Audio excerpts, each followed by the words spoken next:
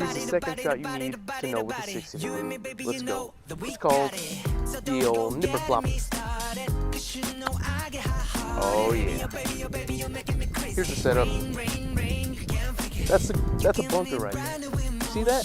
That's your worst enemy. Get away from it. You flip it over. Now, here's the setup.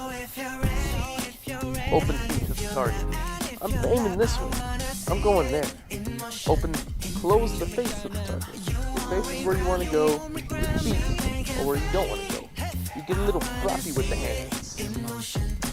Second, make sure it's not dug in. Oh, cleaning my ball off. Use that shit. Oh, cleaning the old ball off. That should go over the bunker. In the hole.